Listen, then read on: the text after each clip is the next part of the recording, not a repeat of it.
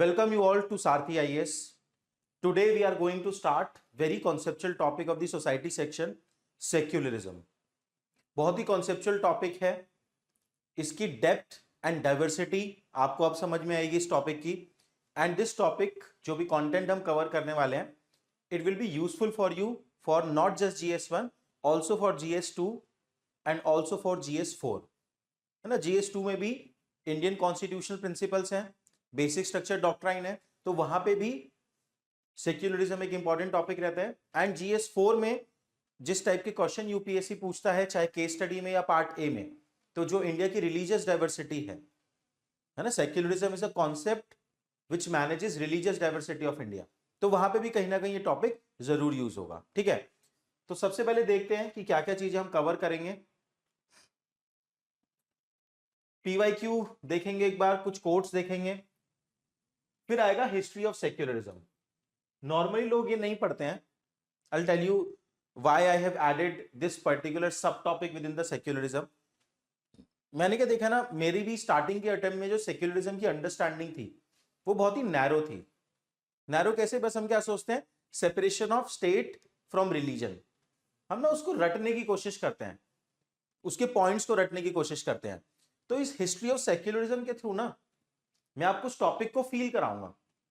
वो टॉपिक आप जितना डेप्थ में समझ पाएंगे through this history of secularism, है ना, उसके बाद की जो टॉपिक है ना वो आपको आसान लगेंगे. है ना, कि सेक्युलरिज्म इवॉल्व कैसे हुआ है ना.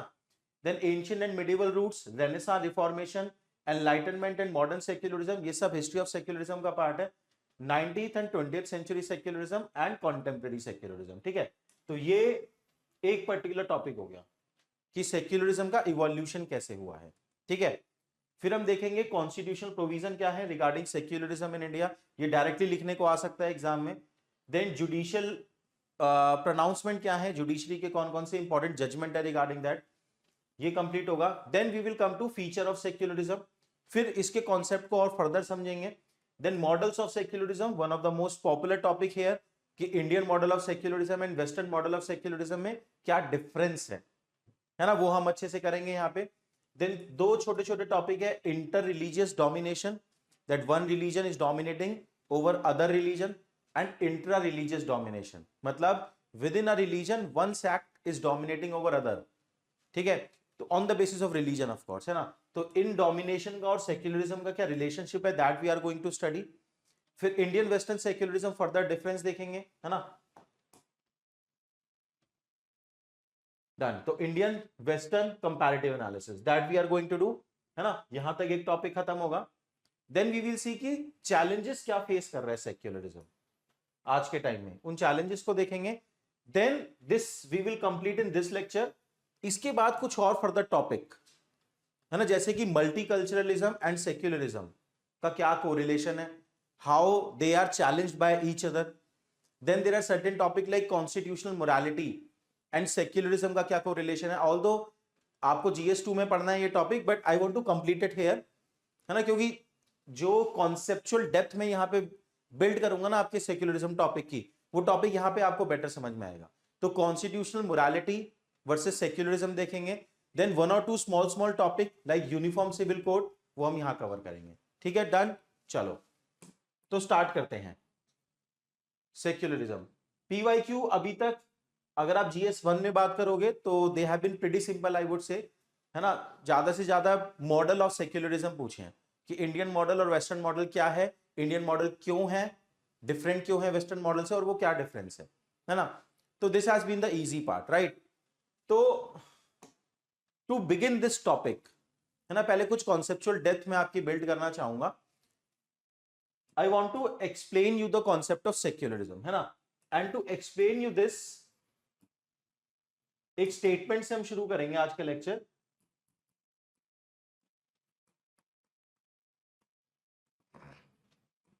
क्या है वो statement? Secularism is a way of life. Simple. इस स्टेटमेंट से मैं पूरा कॉन्सेप्ट आपको समझा दूंगा, है ना. ध्यान से सुनो, आराम से. सेक्युलरिज्म एक वे ऑफ लाइफ है at an individual level, at community level, at larger national level, at international level as well, है ना. लेवल कुछ भी हो सकते हैं, बट वे ऑफ लाइफ है. ठीक है, पहली बात हो गई लेवल, यहां लिखते जा रहा हूं कीवर्ड, सारे डायमेंशन एक ही बार में दिमाग में खुल जाएंगे इस डिस्कशन से, है ना। एक तो अलग अलग लेवल हो सकता है, इंडिविजुअल से लेके इंटरनेशनल कम्युनिटी तक, ठीक है। दूसरा, ये जो वे ऑफ लाइफ है, ये वे ऑफ लाइफ के मल्टीपल कंपोनेंट हो सकते हैं भाई। लेट से आपका लाइफ है, उसके मल्टीपल कंपोनेंट हैं, लाइक एजुकेशन एक कंपोनेंट है, लॉ एक कंपोनेंट है, लाइफ के मल्टीपल कंपोनेंट होते हैं, तो हर कंपोनेंट को इंपैक्ट करेगा, इजंट इट। अभी सुनते जाओ आप ये keyword, every component will get impacted if we are saying secularism is a way of life. So every component of way of life will get impacted. Education, legal, gender equality, caste inequality, it will impact, ever encompassing phenomena है ये, है ना, हर चीज को impact करेगा आपकी, ठीक है। तो ये तो दो कंपोनेंट आप याद रखना, level analysis and component based, ठीक है। अब दूसरी बात सुनो, इफ वी आर सेइंग कि secularism is a way of life, इसका मीनिंग क्या है कि कुछ और भी वे ऑफ लाइफ होगा। अगर सेक्युलरिज्म एक पर्टिकुलर वे ऑफ लाइफ है, how human being can live their life, तो सेक्युलरिज्म के अलावा कोई और भी वे ऑफ लाइफ होगा, इजंट इट, है ना। क्या है वो वे ऑफ लाइफ? सेक्युलरिज्म के अलावा जो सेकंड वे ऑफ लाइफ है वो है religion. Religion can also be a way of life, है ना। अब देखो आप, अब इन्हीं दोनों चीजों का डिफरेंस आपको समझना है एंड इवोल्यूशन सेक्युलरिज्म का समझना है। तो when settled human civilisation started, जब एग्रीकल्चर बॉर्न आउट हुआ और एक सेटल कम्युनिटी स्टार्ट हुई, तो स्टार्टिंग में ना our focus was on religion. Religion was our way of life, है ना। रिलीजन वे ऑफ लाइफ का क्या मीनिंग है, इसके मल्टीपल चीजें सोचते जाओ। Religion was the way of life का मीनिंग है कि religious principle was determining one's way of living, your morality was guided by religion, जो रिलीजियस स्क्रिप्चर में लिखा है वही सही है, इजंट इट, राइट। मोरालिटी देखते जाते हैं, सोचते जाते हैं, morality was guided by religion, whatever the religious scripture are saying, they are the right thing to do, जो रिलीजियस स्क्रिप्चर मना कर रहा है, these are wrong thing to do। समझ में आ रहा है? और सोचते हैं, फिर आपका जो हाईएस्ट गोल है लाइफ के अंदर, your highest goal in life, वो भी रिलीजन डिटरमाइन करता है। क्या है? Liberation, reaching to the god, uniting with god, isn't it, that is the religious way of life, ठीक है। उसके बाद जो आपकी सोसाइटी में अथॉरिटीज हैं, है ना, हाईएस्ट गोल हो गया। देन बात करते हैं authorities, who will rule, who will have power. अगर religion is a way of life, then who will have power, who understand the religion better, isn't it, who follow the religion better. तो जो भी religious figures हैं, जैसे priest हो गए, they will hold power in such society, isn't it. ये समझ में आ रहा है? ठीक है ना। देन जो सोसाइटी है, within society, the interaction between two human being will be determined by religious principle, isn't it? कि अगर कोई मेरे पर्टिकुलर रिलीजन का है तो I will have more affinity with that person, और कोई डिफरेंट रिलीजन है तो वो एफिनिटी नहीं होगी। समझ में आ रहा है? फिर the way the religion has evolved, we are talking about the practical form of religion which has evolved in ancient and medieval time. More focus was given on faith, isn't it. Religion में faith को ज्यादा importance दिया जाता है in contrast to reason, isn't it. Faith को ज्यादा importance दिया जाता है तो रैशनैलिटी थोड़ी अंडरमाइंड होती है ना। That is the way of life. समझ में आ रहा है? Religion is a way of life का क्या मीनिंग है, ये कॉन्सेप्ट ओपन अप होने दो अपने माइंड में। फिर जो इस पूरे पीडीएफ में कंटेंट है ना, वो इसी सब का डिडक्शन लगेगा आपको। Let this concept open up, निकालते हैं इस कॉन्सेप्ट पे 15-20 मिनट आराम से, है ना। तो फेथ पे फोकस किया जाए अगर रिलीजन वे ऑफ लाइफ है ना। जबकि अगर काउंटर देखें इसका क्या है, तो रीजन पे फोकस किया जाए। सेक्युलरिज्म क्या बोलता है कि focus on reason not on faith. समझ में आया? चलो, तो this is how the world was evolving कि religion was a way of life. Religion was dominating all the sphere of life, whether social, political, economic, all the sphere. Community life religion determine कर रहा है, morality religion determine कर रहा है। समझ में आ रहा है? तो that was the way of life. Even at international level Nations का जो मेन एजेंडा है वो अपने रिलीजन को प्रमोट करना है। फॉर एग्जाम्पल जब when Britishers came to India, है ना, आपने पढ़ा है ना कि कॉलोनियलिज्म क्यों आया इंडिया में, one of the goal for the britisher was Christian missionary, है ना, converting Indians to the Christianity. ठीक है, तो इंटरनेशनल एजेंडा भी इस religion as a way of life से गाइडेड थे। लेकिन अब क्या हुआ over the period of time, जब religion as a way of life चल रहा था तो और कुछ था ही नहीं। मतलब और कुछ था नहीं क्या, जो रैशनैलिटी है ह्यूमन बीइंग की, जो रीजन है ना, एंड रिलेटेड जो मॉडर्न नॉलेज सिस्टम है, साइंस एंड टेक है, वो डेवलप नहीं हुआ था। तो कोई ऑल्टरनेटिव ही नहीं था भाई। ह्यूमन बीइंग्स, आप जो लोग फिलॉसफी ऑप्शनल के हैं या फिर वैसे भी आप समझोगे, एक एग्जिस्टेंशियल क्राइसिस होता है ह्यूमन बीइंग्स की लाइफ में। Like why do we exist, हम यहां पे हैं। ये तो अब आपको, आप इतना ज्यादा अपनी लाइफ में इन्वॉल्व हो जाते हो that you're so much involved in your life that whatever you are doing looks normal to you, like preparing for the UPSC examination। क्यों करनी है तैयारी? who set this goal for us? वो तो कम्युनिटी लाइफ है जिसने वो goal set किया और हम उसको फॉलो करते हैं। बट एक बार मैक्रो लेवल पे सोचो, if we exist then what is our goal. तो उस वैक्यूम के लेवल पे जब आप सोचते हो, तो एंशिएंट मिडिवल टाइम में religion was the only thing. Religion was guiding people in all these aspects, morality, society, polity. It was dominating, है ना? But because of religious domination, over the period of time, कुछ religious domination के negative fallout आने लगे। Negative fallout क्या आने लगे? For example, one religion is fighting with other religion. Lot of religious war happened in the Europe, है ना? जो आपको लगता है ना कि यूरोप कितना स्टेबल है अब, है ना, यूरोपियन कंट्रीज कितनी मैच्योर हैं, ये इतना लड़ लिए हैं, they have fought so many times on so many religious issue that they are tired of it. So many religious wars in Europe. तो religious war एक negative outcome आया। Then जो religion as a way of life है, उसमें progressiveness नहीं थी। For example, women were exploited. For example, जब religion political sphere में dominate करा, तो जो top class होती थी, जैसे priest हो गए, they were dominating।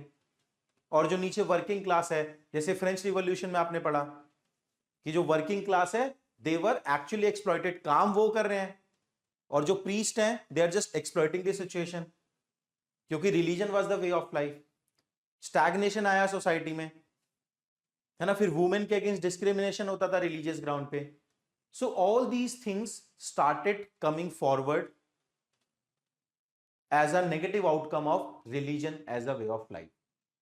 ये बात समझ में आई यहां तक, है ना? तो इसी के रिस्पॉन्स में अब देखो, यही होता है ह्यूमन लाइफ में कि जब कोई एक चीज का क्रिटिसिज्म होने लगता है, एक चीज का नेगेटिव आउटकम आने लगता है, तो somebody else या something else start taking it's space. अब रिलीजन का क्रिटिसिज्म होने लग गया, तो सम काउंटर आना पड़ेगा, कुछ काउंटर आना पड़ेगा उसका। तो काउंटर आया सेक्युलरिज्म, कि secularism is a way of life.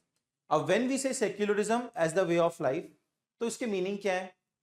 Meaning ये है कि इंसान की सोशियो पॉलिटिकल इकोनॉमिक लाइफ में रीजन डोमिनेट करना चाहिए, फेथ नहीं। Reason,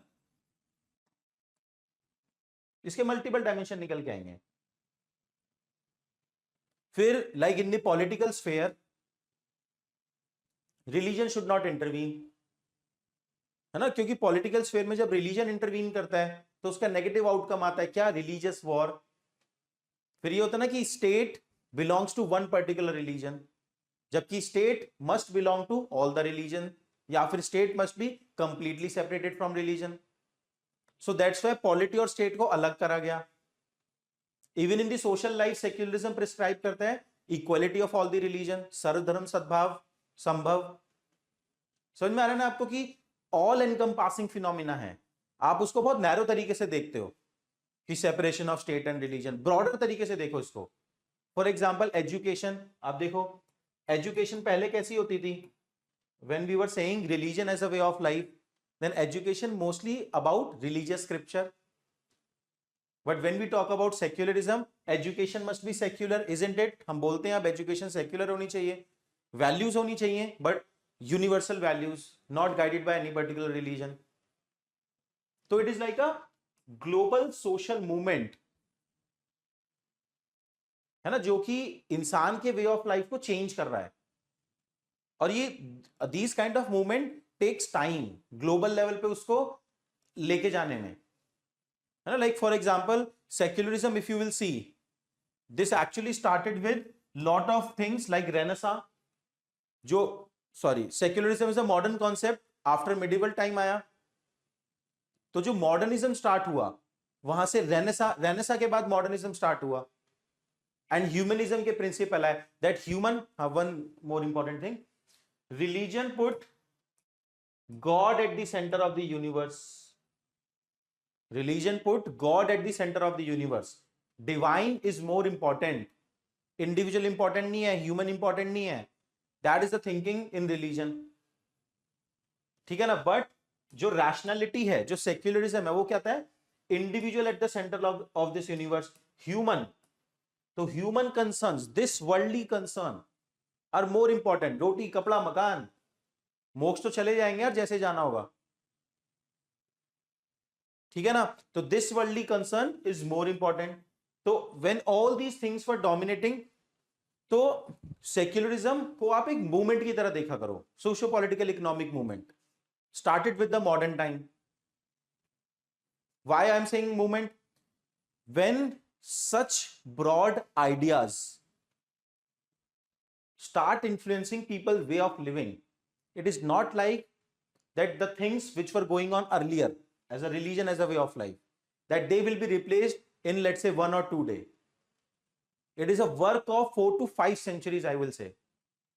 Still you will see na, that if I am saying secularism is a way of life, we say ki India is a secular country. If you have understood the meaning of it, tell me this thing, है ना. does religion play role in India's social life?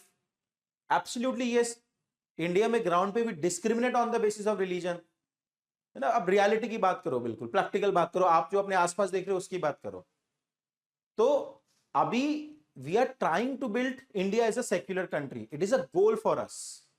समझ में आ रहा है? तो secularism को as a movement देखो. चलो डन. तो यहां तक समझ में आया अभी तक? I hope.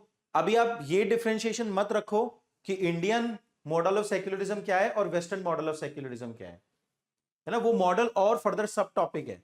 अभी आप ऐसे ब्रॉडर कॉन्सेप्ट सेक्युलरिज्म का मीनिंग समझो, है ना. तो ब्रीफ दोबारा से दूंगा मैं इसको, ये इंपॉर्टेंट है बहुत ही. That secularism is a way of life. Before that religion was the way of life. When we say way of life means at multiple level it is impacting human being from individual to international, and at multiple component means education, morality, है ना. for example divine versus human, है ना. all these are the component. तो ये अलग अलग component है way of life के which are getting impacted. so like in the ancient and the medieval time religion was the way of life, है ना. चाहे फेथ पे फोकस हो, रिलीजियस मोरालिटी पे फोकस हो, चाहे एजुकेशन की बात करें तो एजुकेशन वाज रिलीजियस स्क्रिप्चर, है ना. Then we started seeing some negative outcome of that. For example religious war in Europe, for example discrimination against women, for example progressive nature नहीं रहा सोसाइटी का, we are focusing upon divine too much, human concern are not addressed. So then emerge an alternative way of life, that is secularism. The essence of secularism is putting human being at the center, putting human rationality at the center, and organizing the life for human being around these things: humanism, rationality. It means separation of religion in the state matter. समझ में आया? तो इस तरीके से secularism is a way of life emerge हुआ, है ना. अब आगे बढ़ते हैं. इतना यहां तक समझ में आया? तो इंडियन मॉडल, वेस्टर्न मॉडल आगे देखेंगे. कुछ कोट्स यहां पे देख सकते हैं. जवाहरलाल नेहरू क्या बोलते हैं कि state which honours all faith equally and gives them equal opportunity. Simple बात है कि द स्टेट, एक सेक्युलर स्टेट वो स्टेट है जो हर फेथ यानी हर रिलीजन को इक्वल रिस्पेक्ट देता है. And B R Ambedkar what he used to say, the state shall not recognise any religion as the state religion, है ना, कोई भी स्टेट रिलीजन नहीं होना चाहिए, बिकॉज अगर स्टेट का कोई ऑफिशियल रिलीजन है तो उसे क्या बोलते हैं, थियोक्रेटिक, थियोक्रेटिक स्टेट है वो, सेक्युलर स्टेट नहीं है, याद रखना, है ना। चलो आगे चलते हैं, ये तो कोर्ट्स हो गए। चलिए सो यहां पे सिंपल सिंपल डेफिनेशन है, मल्टीपल डायमेंशन हम कवर करते जाएंगे इस कॉन्सेप्ट की, ताकि आप एक मल्टी डायमेंशनल आंसर लिखो, बार बार बस ये मत रिपीट करो आंसर में separation of state and religion, separation of state and religion, multi dimensional answer लिखो। फॉर एग्जांपल यहां पे कुछ और डायमेंशन ओपन किया है, secularism also opposes inter religious domination, isn't it, करता है नहीं करता है भाई। अगर एक सोसाइटी में if one particular religion is dominating in the socio political economic sphere, तो क्या आप उसे सेक्युलर बोलेंगे, नहीं ऑफ कोर्स, है ना। तो secularism opposes inter religious domination as well as intra religious domination. Like for example, अगर if within a one particular religion if one caste is dominating, तो it is also against secularism. समझ में आता है ना, ठीक है ना। चलो आगे चलते हैं, आप कुछ प्रिंसिपल देखो सेक्युलरिज्म के, separation of religious institution from state institution, this is the most fundamental principle of secularism, कि religious institution and state institution, when we say state institution तो इसमें पॉलिटी, इकोनॉमी एटसेट्रा सारे आ जाते हैं, ठीक है। Then freedom to practice one's faith और belief without harming the other, तो freedom of religion is a core part of secularism. भाई हमने ये बोला कि इंटर रिलीजियस डोमिनेशन नहीं होना चाहिए, हमने रिलीजन को अभी तक अंडरमाइन किया, आप ऐसे समझो, है ना। In this discussion you might have understood it that religion एक नेगेटिव चीज है ना, but this is not the exact essence of this concept. Religion negative चीज नहीं है, religion is also a positive force, but it has to be confined in the private sphere. पहला तो ये है ना, कि प्राइवेट स्फेयर है, इंडिविजुअल लेवल पे आप रिलीजन फॉलो करो, है ना। दूसरा, जो रिलीजन है, all the religion must be equally supported, religion follow करो, वो फॉलो करने में प्रॉब्लम नहीं है, but state must support all the religion equally. तो ऐसे में everybody must have freedom of religion, तो freedom of conscience, practice, propagate, तो that will remain a core part of secularism. समझ में आ रहा है ना, लिंक करते जाओ, आगे चलते हैं। Equality in all the religious belief, simple है। जैसे एग्जांपल ऑफ सेक्युलर स्टेट अगर आप देखेंगे, of course India is one of the example of secular state. Right after independence India adopted secularism as an important pillar of India state policy, है ना। Even अगर आप western secularism की बात करेंगे तो France, when we say western model of secularism, then the best example for it is France. याद रखोगे, डिफरेंस क्या है वो आगे देखेंगे, है ना। यूएस में भी सेक्युलरिज्म है ऑफ कोर्स, है ना। अब देखते हैं हिस्ट्री ऑफ सेक्युलरिज्म, फर्दर जो अभी तक मैंने समझाया वो आपको और अच्छे से समझ में आना स्टार्ट होगा, है ना। So just a second, so in history of secularism we will see how the secularism has evolved, like I have explained you in the beginning that secularism is a way of life evolved as a counter to religion as a way of life. So if we will see in the ancient and medieval time, just small example we will see in ancient Greece and Rome. So although in the ancient and the medieval time religion was dominating, but consistently there were some thinkers who were talking about rational aspect of human being, humanistic aspect, like put human at the center, not the divine. For example, if you will see Socrates, Plato, Aristotle, all these three were talking about rationality, reason, है ना, and they're also preaching reason based morality. देखिए, try to understand that human life centered around what is right and what is wrong. जो हमारी community life है उसमें एक important aspect है कि सोसाइटी के लेवल पे what we consider as right, what we consider as wrong, तो वो किस बेसिस पे डिसाइड होगा, है ना। एंड ये जो बड़े बड़े थिंकर रहे हैं, है ना, इस टाइम के, they were consistently fighting with religious authorities, because religious authorities were claiming their absolute right, है ना, over the ethicality of the society. So Socrates, Plato, Aristotle, they were putting up emphasis over rationality and ethics which are independent of religion. ठीक है, समझ में आया? आगे देखते हैं. देन इंडिया में भी अगर आप देखोगे तो देयर वर को existence of religion in the ancient time, है ना. अब ये भी तो एक तरीके का सेक्युलरिज्म है ना, कि multiple faith are living together. अब ये हिस्ट्री में डिफरेंस आपको समझ में आएगा कि हिस्टोरिकल वे में जैसे सेक्युलरिज्म इवॉल्व हुआ है इंडिया में एंड वेस्टर्न कंट्रीज में, उसी का इंपैक्ट है कि हमारा जो मॉडल ऑफ सेक्युलरिज्म है वो डिफरेंट है वेस्टर्न मॉडल से. वे देखो वेस्ट में क्या चल रहा है. वेस्ट में जो सोक्रेटिस, प्लेटो, एरिस्टोटल हैं, दे आर सेइंग कि रिलीजन मोरालिटी को साइड करो और रैशनल मोरालिटी को लेके आओ. ठीक है. वाइल इंडिया में क्या चल रहा है, कोएग्जिस्टेंस. हिंदुइज्म भी है, जैनिज्म भी है, बुद्धिज्म भी है, अलग अलग फेथ इमर्ज हो रहे हैं and they are existing together, isn't it. देखो भाई, कॉम्युनल राइट्स होना एक अलग बात होती है, तो पॉलिटिकल रीजन है उसके, but largely Indian people are tolerant. ठीक है ना. चलिए, तो coexistence of religion was going on. Even emperor Ashoka, he was saying that state would not prosecute anybody on the basis of religion.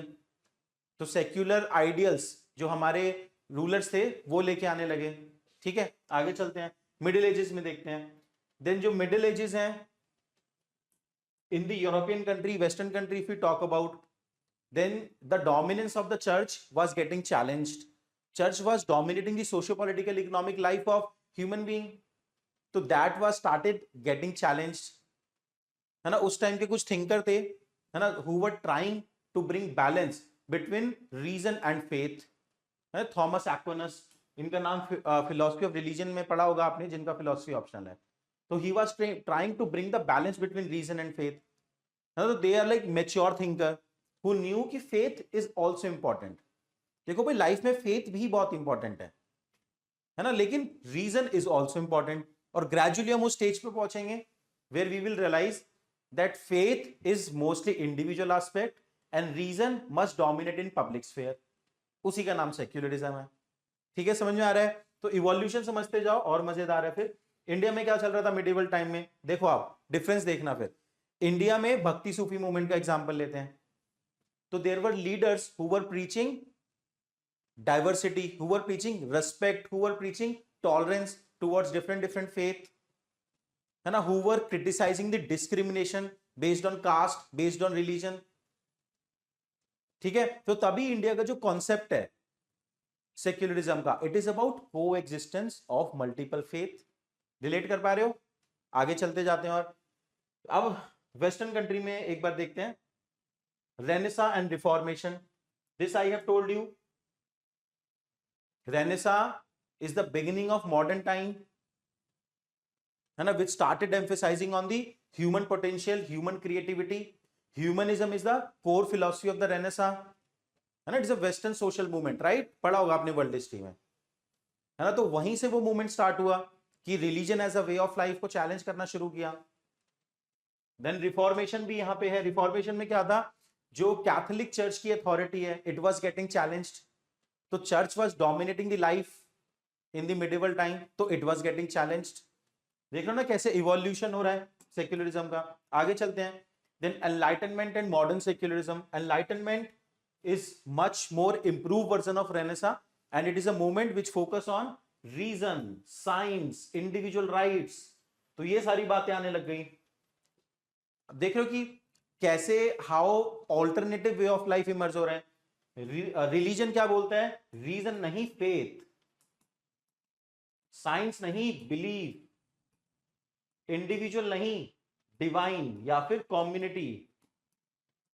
तो इनके काउंटर आइडियाज इमर्ज होने शुरू हो गए. ठीक है, आगे चलते हैं. तो मल्टीपल फिलोसफर भी थे इस पॉइंट ऑफ टाइम पे, like John Locke, Voltaire, Immanuel Kant, who were talking about secularism and putting up more emphasis over the reason of the human being. For example Kant आपने पढ़ा होगा. Kant यही बोलते हैं कि reason based morality should be there. The basis of morality is reason, है ना, ये आपने पढ़ा होगा. ठीक है, चलो आगे चलते हैं. देन अब देखो अमेरिकन एंड फ्रेंच रिवॉल्यूशन. सो अभी तक before American and French revolution all the secular ideas all the alternative way of living to the religion as a way of living were only present in thinking. बातें ही तो चल रही थी ना, Socrates ने बातें करी, वॉल्टेरी ने बातें करी, जॉन लॉक ने बातें करी, all these are just talk. But American Revolution and French Revolution, these two were the earliest revolution which tried and finally succeeded to inculcate secularism as a way of life in the society. है ना, America ने adopt किया secularism and French revolution adopt किया secularism. समझ में आया? तो these are the practical example. आगे बढ़ते हैं. Then 19th and 20th century में आते हैं. So during this 19th and 20th century, Europe was getting consolidated. For example, Germany and Italian unification in 1870. So जो भी new nation state emerge हो रहे थे, they were moving towards this path कि secularism adopt करते हैं, reason पे focus करते हैं, क्योंकि सोसाइटी अब प्रोग्रेसिव होनी स्टार्ट हो गई थी, है ना. इंडिया में अगर आप देखेंगे in the 20th century, so right after the independence, India adopted secularism. ठीक है, सिंपल है. तो these are the practical example. American revolution, French revolution, then Germany, Italy, इसके बाद नेक्स्ट आया आपका इंडिया. ठीक है, आगे बढ़ते हैं. तो तब तक, जब तक इंडिया का टाइम आया डिसाइड करने का कि सेक्युलरिज्म अडॉप्ट करना है, क्या करना है, तो it was very obvious. It was very obvious. Why? क्योंकि एक ही ग्लोबल मूवमेंट है, मैंने आपको स्टार्टिंग में बोला था. So globally it was considered कि secularism is the best way to organise human life. India ने वही आइडिया अडॉप्ट करे जिस उस टाइम पे जो इंटरनेशनली पॉपुलर थे, है ना. But again it doesn't mean कि इंडिया ने सब चीज कॉपी पेस्ट करी.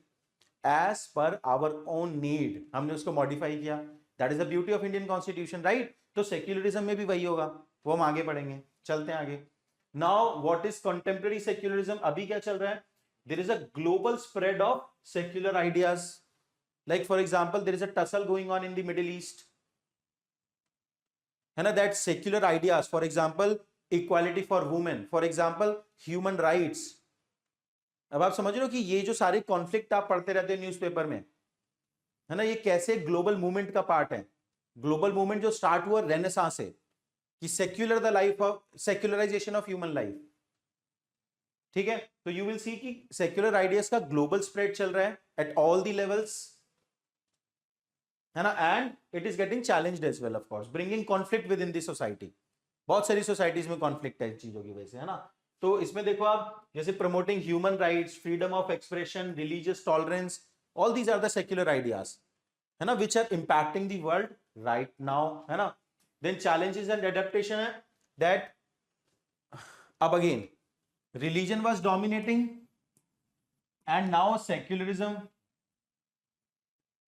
coming to the forefront and now it is dominating the scene.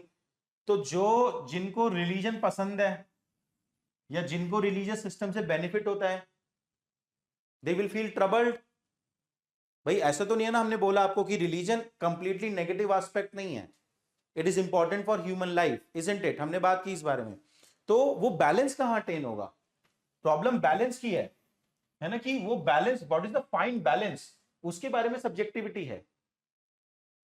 Understanding कि हमें कहां वो बैलेंस बनाना है, that is a problem, that is a subjective matter. So that is why जो एडेप्टेशंस हैं विद इन द सोसाइटी, कि कितने कहां पे वो बाउंड्री ड्रॉ करनी है, दैट क्रिएट चैलेंज. समझ में आया? चलते हैं आगे. फॉर एग्जाम्पल, जैसे कुछ अगर आप देखेंगे डिबेट्स चलते ही रहते हैं, लाइक हिजाब, वेयरिंग हिजाब वाज बैंड, चाहे फ्रांस हो या फिर कर्नाटका में, जो कर्नाटका ने कर्नाटका सुप्रीम कोर्ट ने डिसीजन लिया इन केस ऑफ कर्नाटका. तो ये जो सारे कॉन्फ्लिक्ट हैं जो आते रहते हैं, आप रिलीजियस कॉन्फ्लिक्ट जो देखते रहते हो, all these are the conflict of secularism, isn't it. If we talk about modernisation of मदरसा, बताओ मुझे भाई, मदरसा is the educational component of human life. If मदरसा में education is going on religious principle, तो this is religion way of life. If you talk about modernization of madrasa, then it is secularization, isn't it? यही तो conflict है. If you talk about triple talaq is dominance of religious morality and norms in the personal life, isn't it? Example समझो आप अच्छे अच्छे. Triple तलाक is dominance of religious norms and principle in individual personal life, but it is impacting gender equality. That is why जो secularism है वो क्या बोलेगा, भाई जेंडर इक्वालिटी होनी चाहिए, ट्रिपल तलाक को बैन करो. तो all these are the issues which are coming up in the societies because of this secularisation wave. समझ में आया? आगे बढ़े. आई होप कॉन्सेप्ट बहुत अच्छे से क्लियर कर पाऊंगा अभी तक, है ना. चलो, तो बस अब सिंपल हो जाएगा टॉपिक, है ना. अब बस एक ही इसमें कॉम्प्लिकेशन आपको लगेगी, उसको मैं बहुत अच्छे से समझाऊंगा. That difference between Indian and western model, बहुत अच्छे से समझेंगे उसको, ठीक है. बट कॉन्सेप्चुअल लेवल पे अगर अभी तक ये आपने समझ लिया तो अब ये टॉपिक आपके लिए आसान है, वेरी इजी, है ना. क्या कॉन्स्टिट्यूशनल प्रोविजन है, जो समझाया उसको रिलेट करते जाओ. अब what are the constitutional provision with respect to secularism in India. First article 25. Article 25 क्या बात करते हैं? Freedom to practice one's religion, practise, profess, propagate, freedom to have conscience. तो it is protecting individual freedom of religion. It is part of secularism ना. अब समझ में आ रहा है क्यों है? बिकॉज सेक्युलरिज्म इज कि इंडिविजुअल राइट है, उसको जो रिलीजन चूज करना है वो कर पाए. ऐसे स्टेट इंपोज ना करे उसके ऊपर कोई रिलीजन, या फिर सोसाइटी इंपोज ना करे उसके ऊपर कोई रिलीजन. राइट, समझ में आ रहा है? Then article number 26 is about community rights. Religious community के राइट्स की बात करते हैं, है ना. they have the right to establish and maintain institution of religious and charitable purpose. तो अगर कोई community, religious community, if they want to organise themself then they must have that right. भाई रिलीजन आप इंडिविजुअल लेवल पे practice करते हो, आप community के साथ भी प्रैक्टिस करते हो, जैसे भजन आरती आप साथ में करते हो. तो आर्टिकल 26 इज प्रोटेक्टिंग दैट. समझ में आया? 25 इंडिविजुअल रिलीजियस राइट को प्रोटेक्ट करता है, 26 आपके कम्युनिटी रिलीजियस राइट को प्रोटेक्ट करता है, याद रखना. Article 27 is freedom from payment of taxes for the promotion of any religion. तो state tax is the matter of state. तो ऐसा नहीं होना चाहिए कि कोई भी पर्टिकुलर रिलीजन को अगर आपको प्रैक्टिस करना है, प्रमोट करना है, तो उसके लिए आपको कुछ टैक्स पे करना पड़ रहा है ना. ऐसा नहीं होना चाहिए. अदरवाइज तो ऐसा होगा, अगर ऐसा होगा तो if any particular religion is not taxed तो that religion is getting the benefit, isn't it. तो वहां पे इंटर रिलीजियस डोमिनेशन आ गया. If any particular religion is paying the tax, for example medieval time में जजिया टैक्स होता था. जजिया पढ़ा है आपने. That follower of one particular religion has to pay the tax. It means you are discriminating against that particular religion. Article 27 हो गया. Then Article 28 की बात करते हैं. That no religious instruction is provided in state funded education institution. है ना. तो secular education promote करना चाहते हैं, तो जो स्टेट फंडेड इंस्टीट्यूशन है वहां पे रिलीजियस इंस्ट्रक्शन नहीं होनी चाहिए. कुछ एक्सेप्शन है, वो बात अलग है, but this is the secular principle, है ना. देन आर्टिकल 15 की बात करते हैं. That there should be no discrimination on the basis of religion. State should not discriminate on the basis of religion. Simple. आगे चलते हैं. Article 16. Article 16 is about maintaining a secular and inclusive public sphere. Like for example, Article 16 provide reservation, है ना. Through reservation the minorities, है ना, they will be getting representation. 16 समझ में आया. 29 and 30 very important. देखिए अब ये इशू समझते हैं. इन अ डेमोक्रेटिक सेटअप, इसको सुनना आराम से, अंबेडकर साहब ने इसे डिटेल में डिस्कस किया है बहुत ही. In a democratic setup, ultimately deciding the policy matter is the game of number. सही गलत का बात नहीं है, गेम ऑफ नंबर है. अंबेडकर साहब ऐसा बोलते थे, है ना. गेम ऑफ नंबर का क्या मीनिंग है? टायरेनी ऑफ 51. जो 51 ने बोला वो सही है, isn't it? डेमोक्रेसी में यही है ना, है ना. जो भी मेजॉरिटी बोलेगी वो सही है. सो अंबेडकर ऑलवेज टॉक्ड अबाउट कि if you will talk about secularism in a democratic setup, the most essential aspect is rights of minority.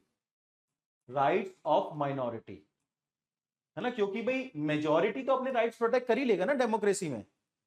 They have the tyranny. In terms of majority,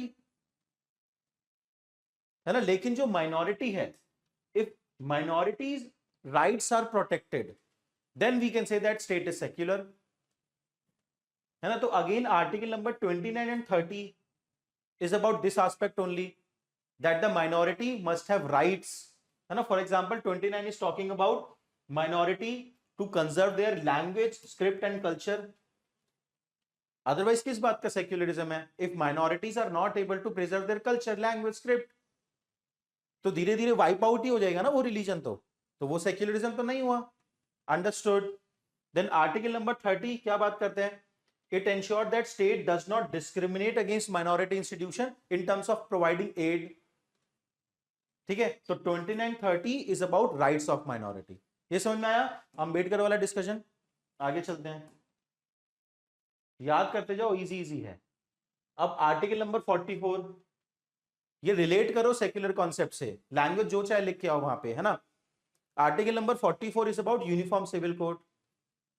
अब when we talk about again secularism as a way of life, then as a way of life it should also impact personal laws, isn't it?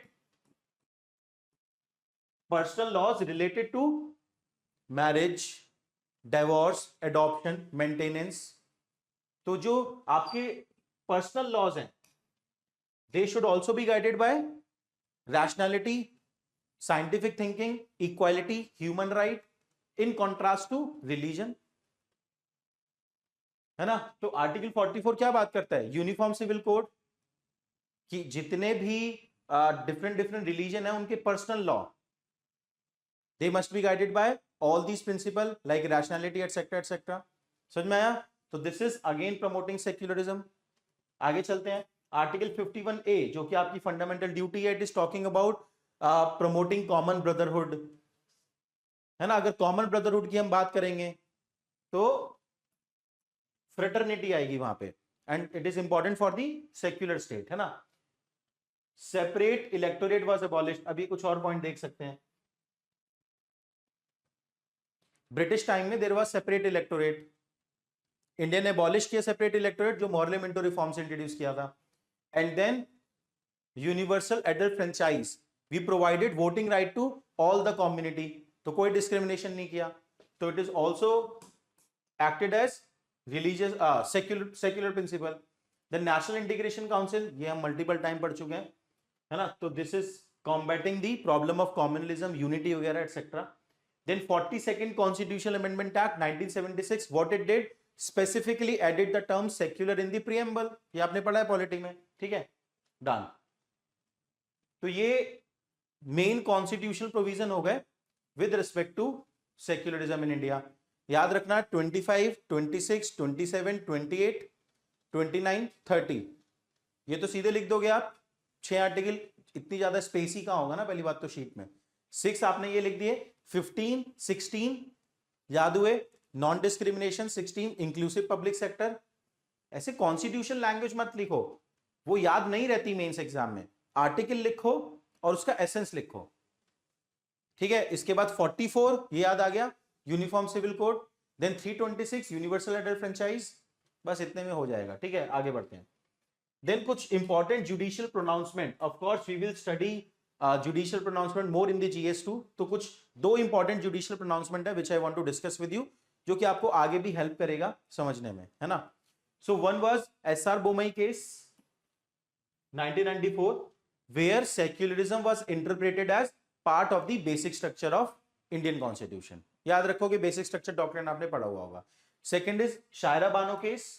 In Shayara Bano case what happened, triple talaq was banned, है ना। Triple तलाक का मैंने आपको example दिया। Triple talaq as a practice was representing religion as a way of life, was representing older world, है ना। अब वो गलत है या सही है बताओ मुझे? कोई प्रॉब्लम नहीं थी अगर वो वुमेन के अगेंस्ट डिस्क्रिमिनेट ना करते, है ना। But it was a practice which is hampering the rights of women. That's why using the secular principle Supreme Court has declared it unconstitutional. Simple in Shayara Bano case. बाकी अभी और इसको डेप्थ में देखेंगे टॉपिक को, कॉन्स्टिट्यूशनल मोरालिटी भी पढ़ेंगे, है ना। आगे चलते हैं। तो अब और धीरे धीरे कॉन्सेप्ट एब्जॉर्ब हो रहा होगा। आप देखते हैं फीचर्स ऑफ सेक्युलरिज्म, है ना, वही जो अभी तक पढ़े हैं, फर्दर उनको लिस्ट करते हैं। अभी तक कॉन्स्टिट्यूशनल प्रोविजन के पॉइंट ऑफ व्यू से पढ़े थे, अब उन्हीं का एसेंस लिस्ट करते हैं। ठीक है, तो देखते हैं, स्टार्ट करते हैं listing. All right, so first feature of secularism is separation of religion and state. That is pretty much clear. How much separation is there, that is a different point. चाहे इंडियन मॉडल हो या western model हो, तो yes, there is a separation of religion and state. ठीक है, ये बात याद रखना, this feature is common to both. Next है equal treatment of all religion. So all the religion will be treated equally, no preference will be given to any particular religion. ठीक है, next, तो कोई ऑफिशियल स्टेट रिलीजन नहीं होगा, मतलब easy easy point है बिल्कुल, है ना। इसमें अगर आर्टिकल लिखते हैं तो वो भी लिख सकते हो आप, like for example article number 15 very justify both these aspect.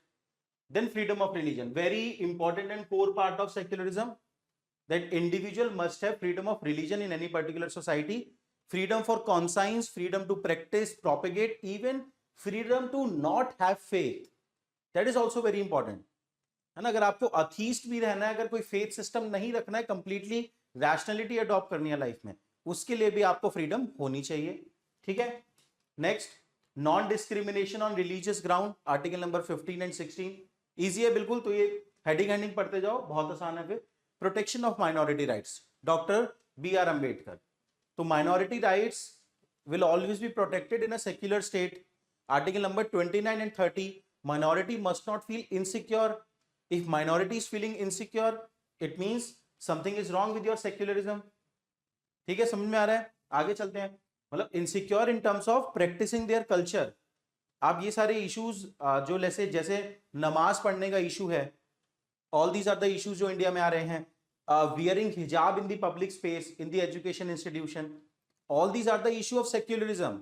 मान लो कहीं यूपीएससी इस टाइप का क्वेश्चन पूछता है ना, कि what are the issues of secularism in India, तो देखो आप कितना ब्रॉड सेंस में बात कर सकते हो।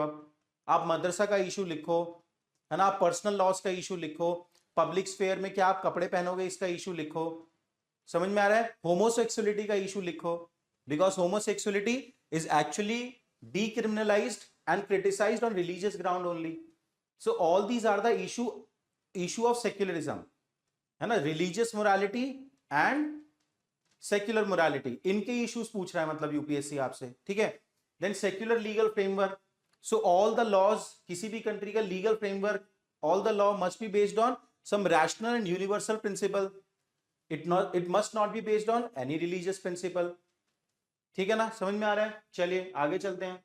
Promotion of secular education, so even in the education institution we must be preaching secular things, science, art, we should not be preaching religious scripture, समझ में आता है, इजी पॉइंट है।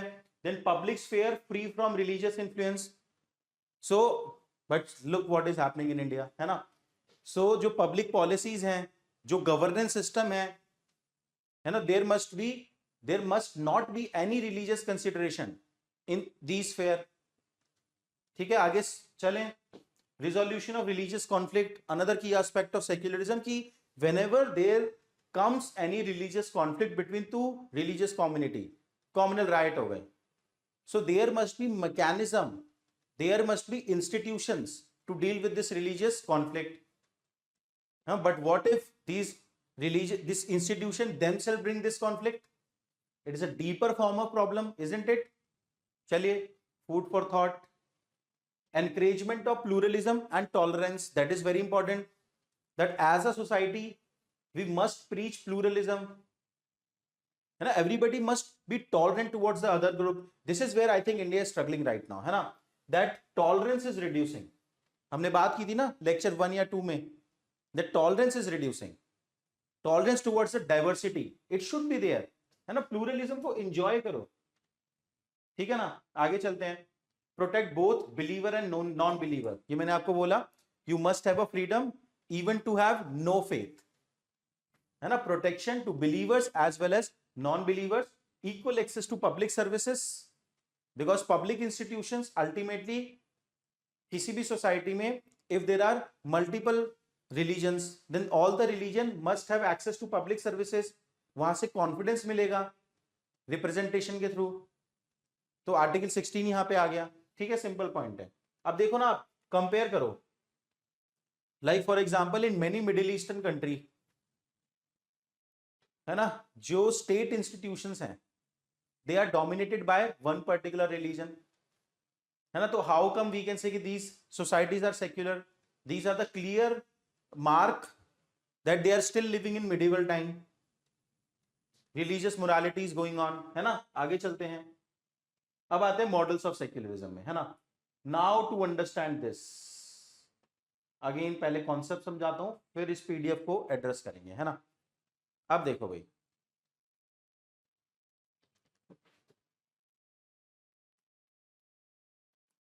इंडियन मॉडल, वेस्टर्न मॉडल, पहले concept समझते हैं, उसके बाद पॉइंट्स अपने आप याद हो जाएंगे, है ना। हिस्ट्री समझी हमने, how the secularism has evolved in Indian country and the western world. In western world different religious community were fighting with each other, lot of religious wars were going on, church was actually exploiting people. That's why in the western model they plan out that there should be complete separation of state and religion, complete separation. Religion must go into individual's life, private affair है आपका वो, and state में only reason will dominate, not religion. Complete separation की वहां बात चलती है। But if you see the Indian context, in India religion is very integral to one's way of life. Even in the constituent assembly debate, it was very strongly debated in the constituent assembly, is it even right, is it even in favor of India to adopt this kind of secularism? Like the whole Indian masses, they were living a religious life, it was central to their life. If in one shot, है ना, we will say that all these religious thing will be your personal affair and you have to live a new life which is completely secular, is it the right thing? Is it the right thing to do? It was very strongly debated in constituent assembly. So most of the leaders, चाहे नेहरू हो, अंबेडकर हो, even Gandhi ji was of this thought that complete separation is neither possible nor even required. Possible भी नहीं था। Even अगर हम ये model adopt करते ना इंडिया में कंप्लीट सेपरेशन का, तो बस वो कॉन्स्टिट्यूशन में ही लिखा होता, है ना। और रिक्वायर्ड भी नहीं है। रिक्वायर्ड क्यों नहीं है? Because in a multi religious society, Indian society is different from western countries. याद है आपको, मैंने बोला था वेस्टर्न कंट्रीज ने क्या करा, when they face the problem of diversity, सब अलग अलग नेशन ले लो, जर्मन जर्मनी बना लो, है ना, इटालियंस इटली बना लो, सब अलग अलग नेशन बना लो। But India is unity in diversity. In multi religious society complete separation of religion and state was not recommended, and finally we adopted this model only, that complete separation नहीं है state और religion का। पहला point ये समझ में आया, इसको बोलते हैं प्रिंसिपल डिस्टेंस मॉडल, कि state will maintain a distance from religion but principle distance, मतलब on the basis of certain principle they will intervene in the religious matter. तो intervention is allowed but on the basis of certain principle. क्या principle है वो हम आगे discuss करेंगे, ठीक है, ये बात समझ में आई। दूसरी चीज देखो, अब इसी को, this is the base of both the model, अब इसी को डराइव करते हैं। सो इसका मीनिंग क्या है, that state can intervene in religious matter on what ground? For example, if we want to eliminate inter religious domination, भाई सोसाइटी में अगर इंटर रिलीजियस डोमिनेशन चल रही है, one religion is dominating, then state can intervene to bring balance. For example, there is going on intra religious domination, मतलब within a religion certain section are dominating. For example, male domination patriarchy के through. So for the gender rights, women equality, state can intervene in religious matter. For example, Sabrimala case, for example triple talaq case, isn't it? समझ में आया? To protect the women, to protect the gender right, state can intervene in religious matter, है ना? और क्या हो सकता है? For example caste inequality, if you talk about intra-religious domination, that within a religion certain sects, certain community are dominating, certain caste are dominating, so to bring balance between them, state will intervene. For example, right after independence, Hindu temples were thrown open to all the caste. समझ में आया? तो caste discrimination eliminate करने के लिए और क्या हो सकता है? समझते जाओ अच्छे से, अभी समझ लो आराम से, फिर उसके बाद पॉइंट देखेंगे. Then it is possible, ultimate goal, है ना? Listen to this concept carefully. Ultimate goal of the constitution is to promote constitutional morality. What is constitutional morality? The vision of right and wrong must be based on constitution. This is constitutional morality. क्या constitution सही बोलता है, क्या constitution गलत बोलता है, वही constitutional morality है. बट इन इंडियन सोसाइटी, भाई कॉन्स्टिट्यूशन तो आप बना रहे हो, अभी आपने एक डॉक्यूमेंट बनाया पार्लियामेंट में बैठ के, अब उसे लोग अडॉप्ट कर लें, it is a mission, it is a goal, it is a movement. But actually society में क्या डोमिनेट कर रहा है? सोशल मोरालिटी जो एग्जिस्ट कर रही है, और वो सोशल मोरालिटी किस चीज पे बेस्ड है? रिलीजन पे. समझ में आ रहा है? So to replace this social morality and religious morality with constitutional morality, it is the goal of constitution. तो ये जो रिफॉर्म्स लाने हैं कि सोशल मोरालिटी और रिलीजियस मोरालिटी को धीरे धीरे हम बैक सीट पे बेचते जाएं और वो लोगों के खाली इंडिविजुअल स्फेयर में रहे, है ना? तो for that purpose state can intervene. समझ में आ रहा है? For example uniform civil code, isn't it? है ना कि personal law must be guided by constitutional morality, है ना? It must not be guided by social morality. समझ में आ रहा है? तो state intervention in religion is accepted. अब ये जो हमने डायग्राम देखा, ये टू वे है. भाई स्टेट रिलीजन में इंटरवीन कर रहा है, but in the Indian model religion is also getting support from state. एक तो इंटरवेंशन हो गया, but religion is also getting support from state. How they are getting the support from state? For example, state can promote religion, है ना? Like example देते हैं, अमरनाथ यात्रा, हज subsidy, but the condition is that state will not discriminate. State can promote the religion, state can recognize national holiday on religious days, but they will not discriminate, है ना? अमरनाथ यात्रा पे भी स्टेट सपोर्ट करेगा और हज सब्सिडी भी देगा. दिवाली पे भी हम ऑफ रखेंगे नेशनल हॉलिडे, ईद पे भी नेशनल हॉलिडे रहेगा. समझ में आ रहा है? तो ये रिलेशनशिप इंडिया में टू वे है. State can intervene in religion and religion can get the support of the state. But principle ये है, नो डिस्क्रिमिनेशन, सर्वधर्म संभव. State will not discriminate, support करेगा बट डिस्क्रिमिनेट नहीं करेगा. समझ में आया? बस यही मॉडल है एक्चुअली इंडिया का. अब इसके मल्टीपल डायमेंशन हम देख लेंगे आगे जाके. तो यहां पे क्या होगा? वेस्टर्न मॉडल में कंप्लीट सेपरेशन है, ना तो स्टेट रिलीजियस मैटर में इंटरवीन करेगा, ना तो स्टेट रिलीजियस मैटर में इंटरवीन करेगा, ना ही रिलीजन को स्टेट से कोई सपोर्ट मिलेगी. जैसे बैन ऑफ हिजाब इन फ्रांस, कि आप पब्लिक स्फेयर में कोई रिलीजियस सिंबल नहीं पहन सकते, कोई पब्लिक स्फेयर में रिलीजन मैटर नहीं करेगा. समझ में आया? ठीक है, चलो आगे बढ़ते हैं. आप यहां तक समझ में आया तो बहुत इजी रहेगा. तो this is where I have mentioned that in the Indian Constituent Assembly the debate was going on which model we should adopt. एक मॉडल है जो कि हर रिलीजन को इक्वल रिस्पेक्ट देता है, every religion must be respected equally, and other model is complete separation, की state is apathetic towards the religion, ignorant towards what is going on in the religious life. ठीक है? So ये debate चला. On the one side there was KT Shah who was supporting Western model, and on the other side KM Munshi who were supporting sui generis model, India's unique model. So finally we came to this consensus because जो India के बड़े बड़े leaders है like Nehru, Ambedkar, they supported this unique model. They understood कि religion is the centre of Indian life, तो we can't separate the religion all together. चलो आगे चलते हैं, अब इसको समझते जाओ बस। तो ये है principle distance model. State will maintain a principle distance with religion, state can intervene in the religious matter, but there will not be any discrimination, है ना, equal respect to all the religion will be provided. समझ में आया?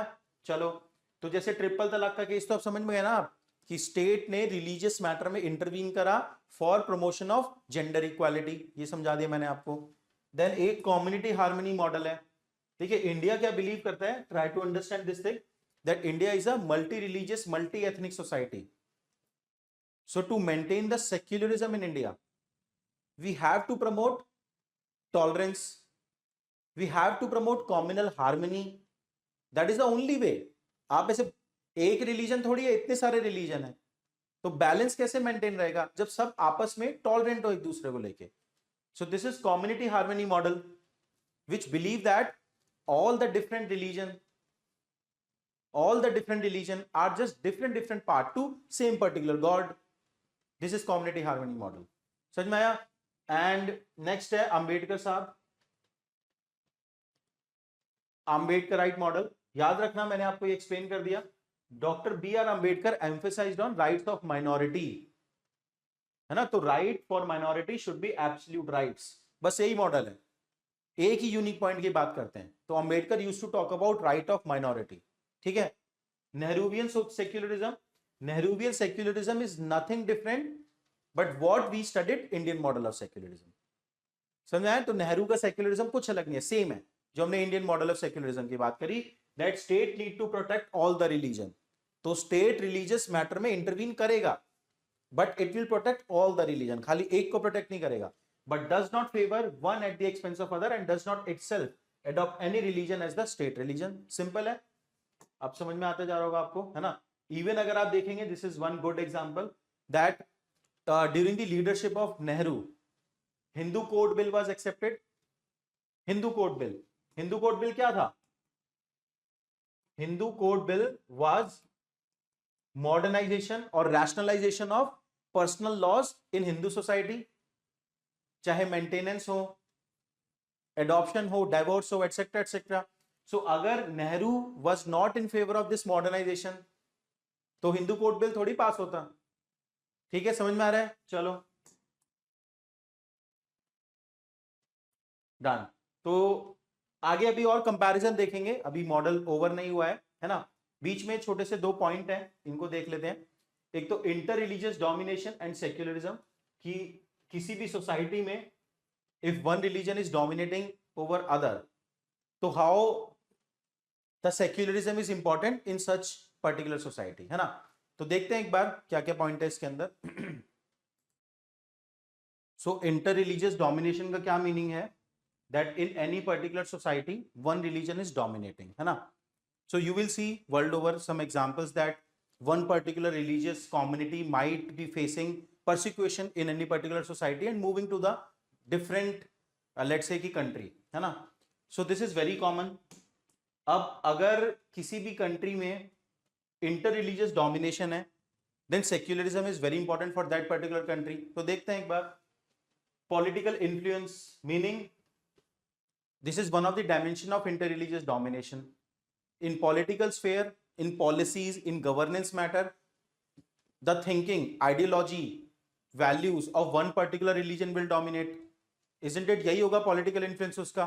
तो यहाँ पे secularism का क्या रोल है कि कोई भी one particular religion should not have, must not have undue influence over the political discourse of any country, isn't it? तो interreligious domination है तो उसका political influence भी दिखेगा, है ना। बट अगेन होता यही है, जैसा कि अंबेडकर साहब ने बोला था कि in a democracy it is the game of number. So जो भी रिलीजन मेजॉरिटी रिलीजन होगा, है ना, often they wield significant political influence, you can see in India as well right now, ठीक है ना। तो पॉलिटिकल इन्फ्लुएंस एक पर्टिकुलर डायमेंशन है, social discrimination another dimension of the inter religious domination, that minorities will feel discriminated, real और imagined दोनों element होते हैं यहां पे, नो डाउट अबाउट दैट। है ना। तो यहां पे सेक्युलरिज्म का क्या रोल है, that minority feels that they are very much part of the country, they themselves are the country, they are not discriminated against, that they have the equal opportunity to excel in the socio political economic life of the state. समझ में आ रहा है, easy easy point है। तो political influence and social discrimination, तो यहां पे भी सेक्युलरिज्म का रोल आएगा, है ना।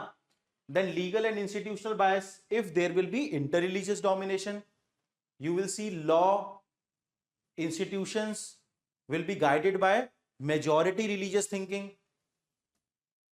है ना। लीगल सिस्टम में आपको वो वैल्यूज डोमिनेट होती हुई दिखेंगी जो मेजॉरिटी रिलीजन की हैं।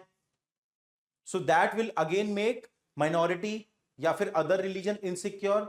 For example the debate around uniform civil code, when we talk about uniform civil code, detail में भी पढ़ेंगे आगे टॉपिक को, then in that uniform civil code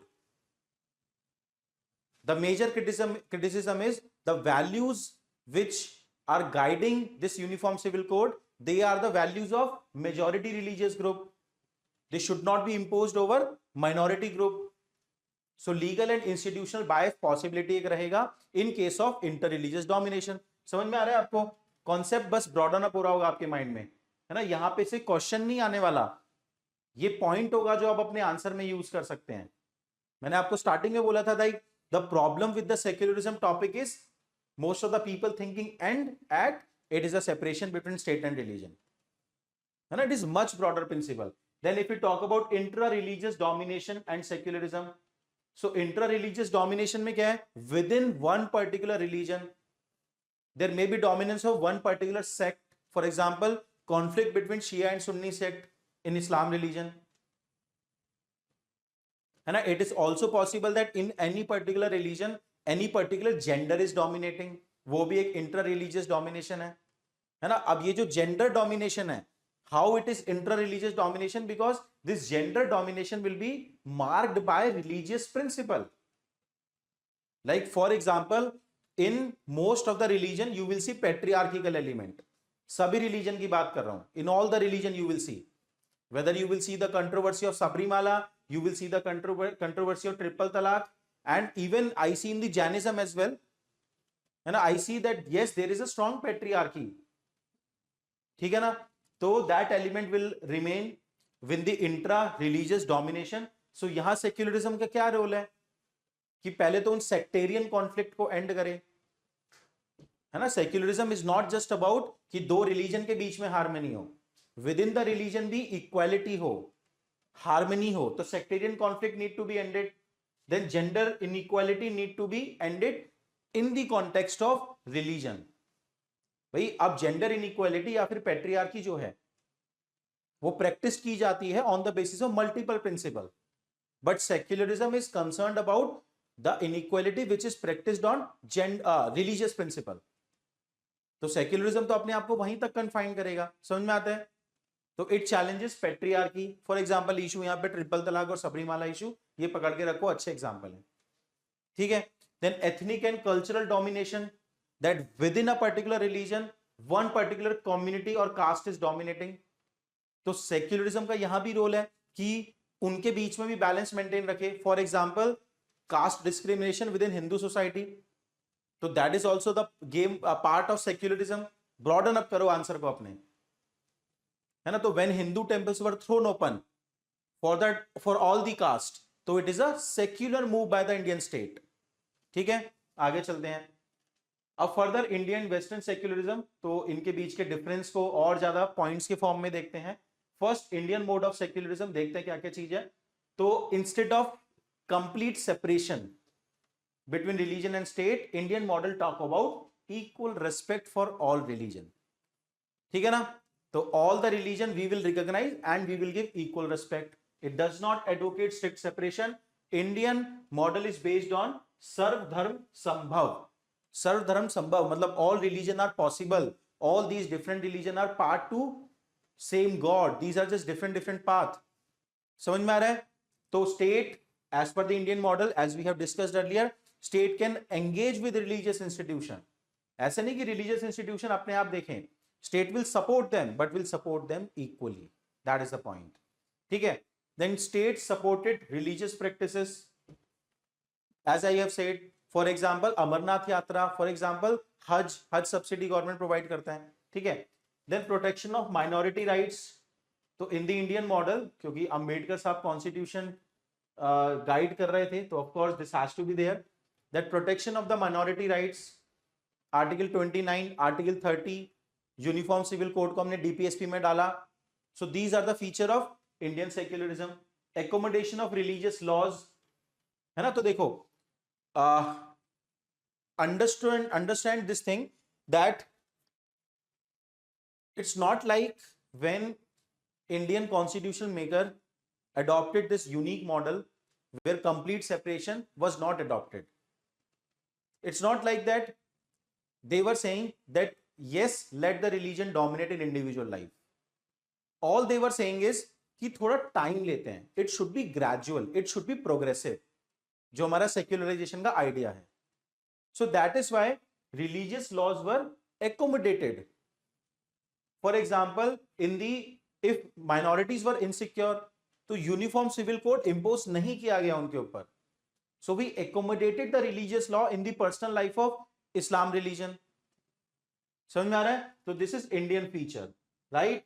आगे चलते हैं. एकोमोडेशन वेस्ट में नहीं होगा ऐसा accommodation. Promotion of religious harmony. So as we have discussed that India is a multi-religious, multi-ethnic society, तो focus will be on harmony and tolerance. तो वो इंडिया का फीचर रहेगा. आगे चलते हैं. वेस्टर्न मोड ऑफ सेक्युलरिज्म देखते जाओ. Complete separation, church and state completely different, है ना. जैसे कि फ्रांस में है एंड यूएस में है. तो state neutrality, state will not equally respect all the religion, है ना, but state will be neutral. तुम्हें जो करना है करो, तुम अपने स्फेयर में करो. न्यूट्रल है स्टेट उसको लेके, किसी भी रिलीजन को प्रमोट नहीं करेगा. समझ में आ रहा है difference. Then freedom of religion, I think this will remain the part of both the model, है ना. Individual has right to choose one's own religion, practise, profess, propagate etcetera, है ना. देन यूनिफॉर्म सिविल लॉज, भाई India में हमने बोला accommodation of religious laws, तो western model में लेकिन कोई एकोमोडेशन नहीं है, यूनिफॉर्म सिविल लॉज, है ना. Like for example in the France if we talk about, तो marriage is a civil institution, है ना. It is governed by the state, state representative will be there in the marriage. समझ में आ रहा है. तो यहां पे रिलीजियस डोमिनेशन नहीं होगा.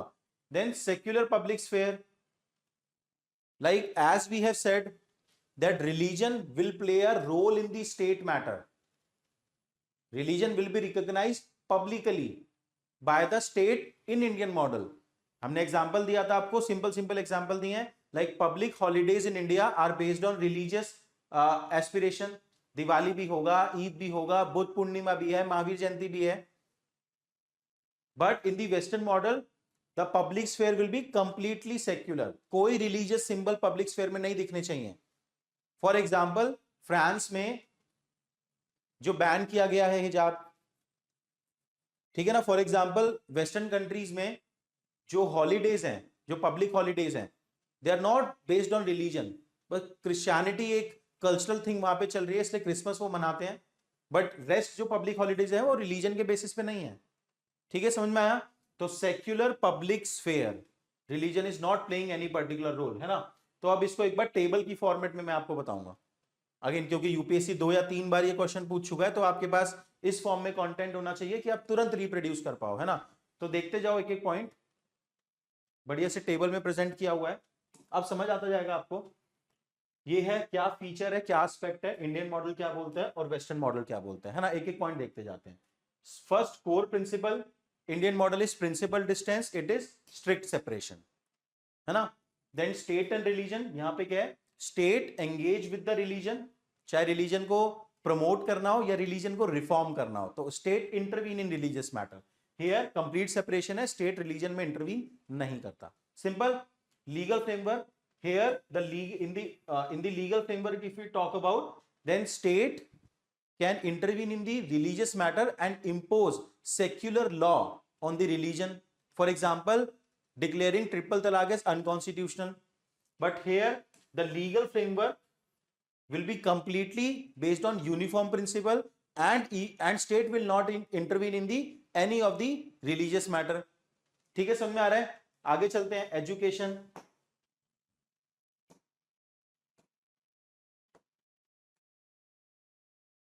education. Here, if you will see in the Indian model, public education is secular, but state do support religious institution in the education matter, but the support is equal. और जबकि आप western model में बात करेंगे तो कोई religious instruction absolutely zero, कोई वहां पे रिलीजियस इंस्टीट्यूशन नहीं है जो कि आपको एजुकेशन प्रोवाइड करें. तो एजुकेशन के मैटर में भी थोड़ी फ्लेक्सिबिलिटी है बेसिकली, है ना. Then religious symbol in the India, in the Indian model religious symbol you will see in the public sphere, ठीक है ना. But in the western model you will see no religious symbol in the public sphere, ठीक है. अब वो एक आध example हो सकते हैं जो एक्चुअली इंडिया को वेस्टर्न मॉडल की तरफ पुश कर रहे हैं, ठीक है ना. जैसे कर्नाटक का केस है, वो पॉलिटिसाइज हो जाता है मैटर. देन रिलीजियस लॉज की बात करते हैं, है ना. जैसे हमने यूनिफॉर्म सिविल कोड की बात करी, that in India religious laws are still prevailing, there is no uniform civil code right now. But in the western country it is completely uniform civil code, कोई रिलीजियस लॉज नहीं है ना. Then government funding in state in India, religious authorities, religious institution, they do get government funding, article number 30, but there is no government funding or support in the western country. याद रखोगे, एक एक article पकड़ो और आगे चलते जाओ. Public holidays in India, public holiday on all the religious days, but in the western country no public holiday according to the religious days except Christianity, because वो एक कल्चरल थिंग है वहां, है ना. In the judiciary also, judiciary वाला भी aspect आ सकता है. In India, judiciary can also intervene in the religious matter for the promotion of constitutional morality. Triple तलाक जुडिशरी नहीं तो डिक्लेयर किया नल एंड वॉइड, ठीक है ना. For example IPC section 377 which was criminalizing homosexuality, which is largely a religious morality, है ना. उसको भी सुप्रीम कोर्ट नहीं हटाया. तो judiciary can intervene but not in case of western country. Religious freedom ये दोनों में इक्वली है. As I have said that freedom of religion is common to both the models, है ना. वो तो दोनों में कॉमन है. Then cultural approach, cultural approach क्या है.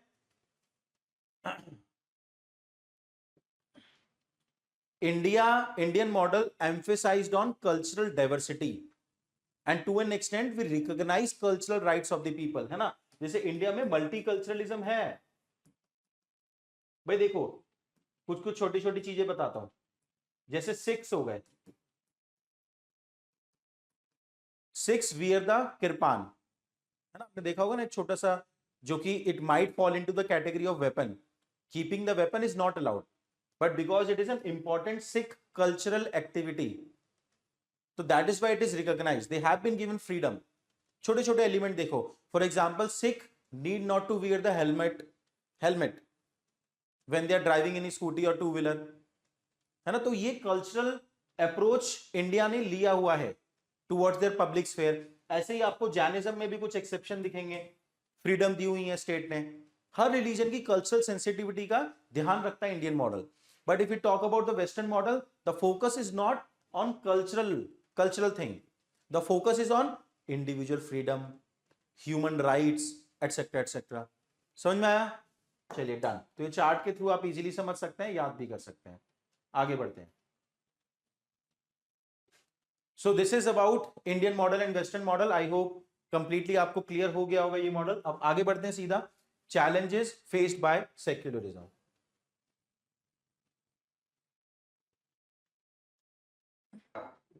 तो देखो भाई, हमने डिस्कस किया था that secularism is like a global movement.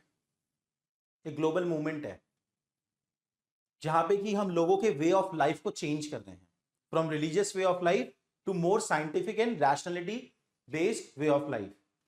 तो इट विल फेस चैलेंज तो होंगे. एक तो उसके स्प्रेड में, और उसमें कुछ इनहेरेंट लिमिटेशन भी होंगी.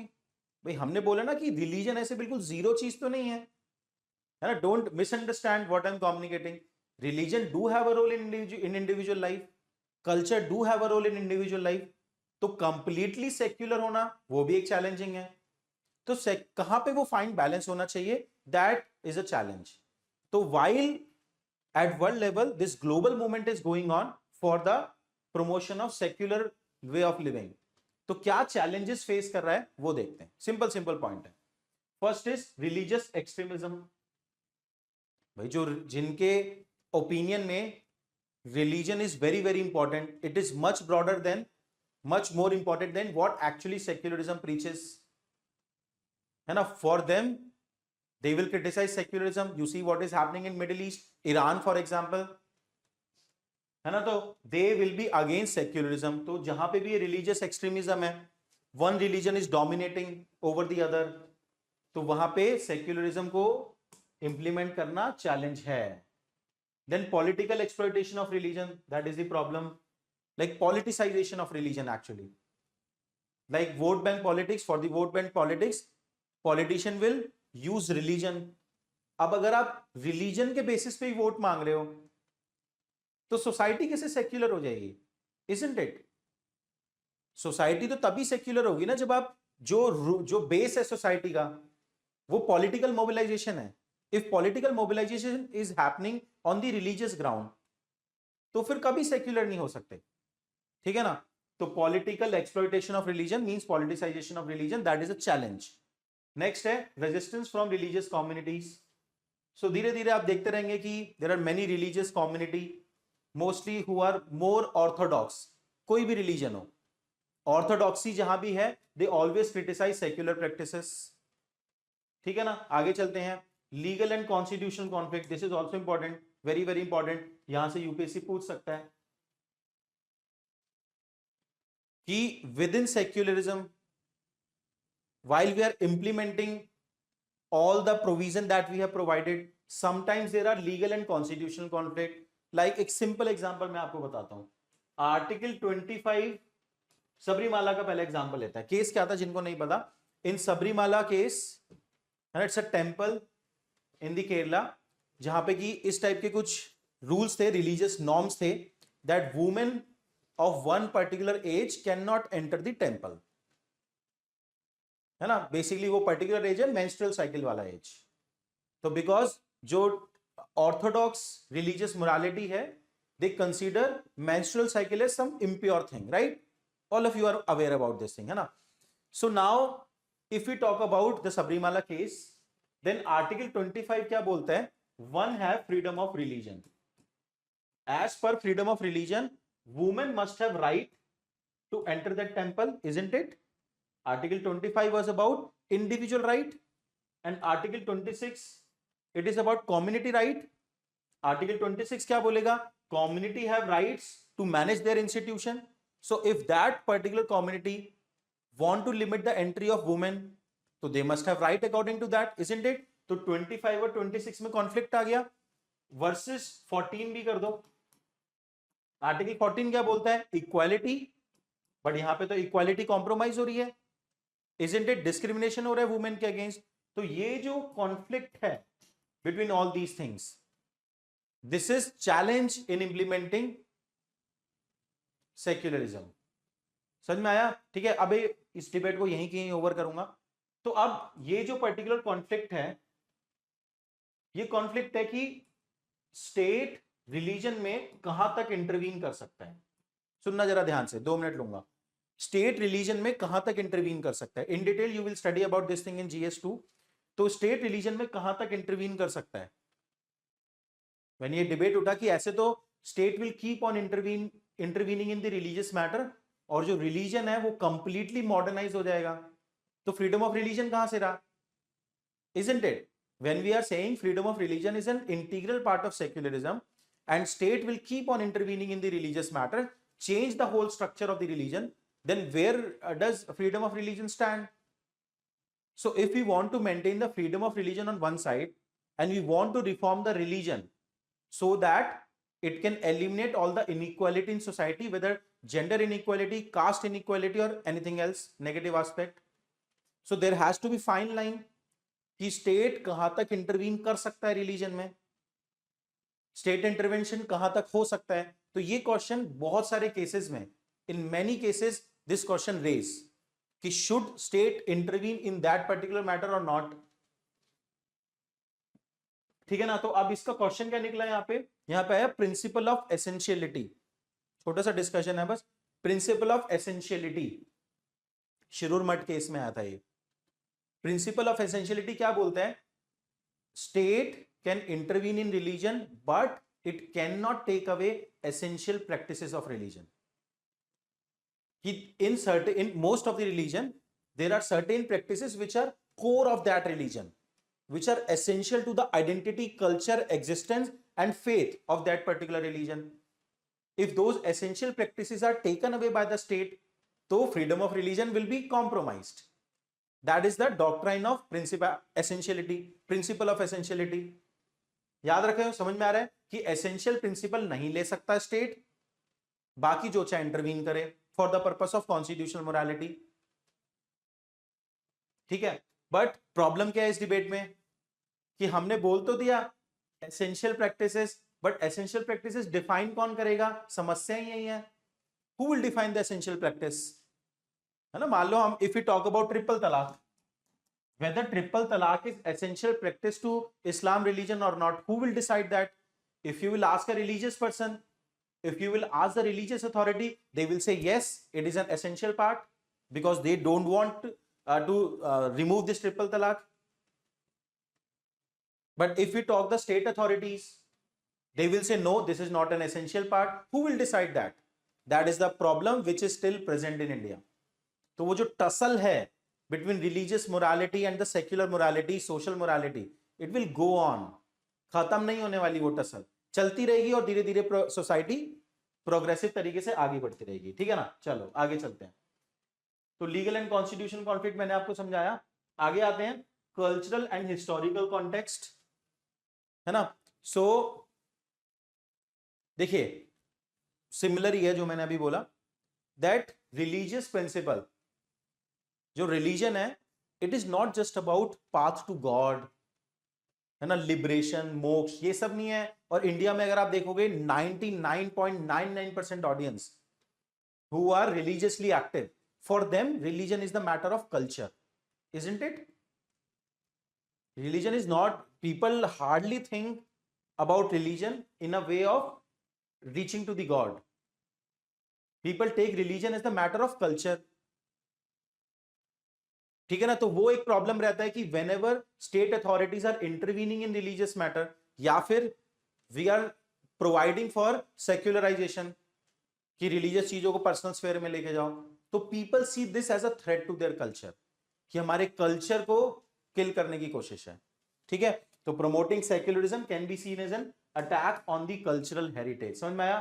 Then discrimination, marginalization is a problem because of the rise of democracy. I would say in the democracy there is tyranny of 51%, so that's why you will see that everywhere you will see, not just any one particular nation, everywhere you will see minority religious group face discrimination and marginalization. This is the problem of secularism, है ना.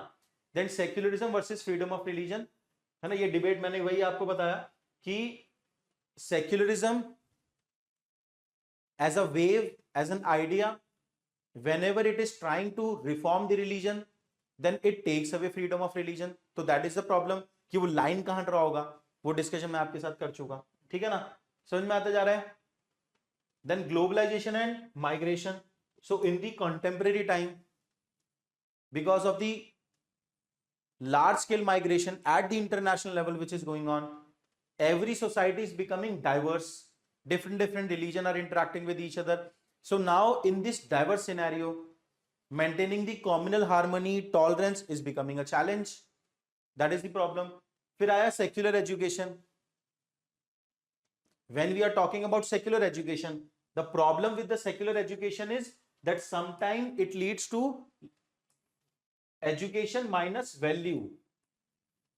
है ना, ये भी एक बहुत अच्छा discussion है. Like just briefly मैं कवर करूंगा इसको. In the ancient and medieval time, when the education was guided by religious institution, the most core aspect of the religion is morality, values, isn't it? Essence of the religion अगर आप पूछोगे क्या है, as per the Gandhi ji, it is morality and values. So when education was guided by religious institution, the moralities, values imbibed to the children. But as we move towards the secular education, है ना, आपने concept पढ़ा होगा clever devil का, कि आज के time में education is about providing skill और स्मार्ट बना दिया इंसान को, बट वैल्यू नहीं दी, मोरालिटी नहीं दी. So it is again criticise कि the secular model of education is leading to decline of morality and values in society. So the religious institution क्या बोलते हैं कि भाई थोड़ा faith based schooling होनी चाहिए, थोड़ा value system भी होना चाहिए, ठीक है ना? That is the problem, real problem है actually ये. Economic inequality. So in any society, if there is economic inequality, you will see that inequality mostly divided होगी religious line पे. So that create problem for the communal harmony in society, है ना? Then global and regional conflict. This is again challenge for secularism. Like for example, what is going on between Iran and Israel? So that is dividing the world. Middle east में कुछ होता है, India में लड़ाई शुरू हो जाती है या एटलीस्ट डिबेट स्टार्ट हो जाती है. तो these global and regional conflict on the religious line, है ना, they are creating challenge for secularism in countries who have actually adopted secularism. हमने तो सेक्युलरिज्म अडॉप्ट किया है, तो हमारे लोग क्यों परेशान हो रहे हैं वहां से? क्योंकि वो आइडिया इतना इंटीग्रल है for the one's life. Then judicial interpretation, that is a problem. Like as I have said in the doctrine of essentiality, that which are the principle जो कि एक्चुअली एसेंशियल है, ये कौन डिसाइड करेगा? And what are the grounds on the basis of this, on the basis of which you will decide कि which principle are essential and which are not, है ना? तो ये वैरी करते हैं, चेंज करते हैं, सब्जेक्टिविटी है यहाँ पे. कोई जज आएगा वो कुछ बोलेगा, कोई दूसरा जज आएगा वो कुछ और बोल देगा. तो जो जुडिशियल इंटरप्रिटेशन है about all these aspect, it varies a lot, uniform नहीं है, वैरी करती है. तो that create the problem, right? Done, ठीक है. सो ये हुआ हमारा चैलेंजेस ऑफ सेक्युलरिज्म, है ना? अब बहुत ही शॉर्ट पार्ट बचा है इस पर्टिकुलर टॉपिक का. छोटे छोटे डिस्कशंस हैं, जो भी कॉन्सेप्चुअल डेप्थ था, है ना, वो कंप्लीट हो गया है. और फर्दर एक दो चीजें मैं आपको बताना चाहता हूं यहाँ पे, जैसे कि यूनिफॉर्म सिविल कोड, है ना, कुछ बेसिक स्टेप्स कि कैसे सेक्युलरिज्म इंडियन गवर्नमेंट प्रमोट कर रहा है, गवर्नमेंट ने क्या किया, दो चार स्टेप पता होना चाहिए. एक ये टॉपिक है मल्टीकल्चरलिज्म एंड सेक्युलरिज्म, जो कि थोड़ा कॉन्सेप्चुअल है ना? तो इस टॉपिक को कवर करते हैं आगे, multiculturalism and secularism. So multiculturalism and secularism.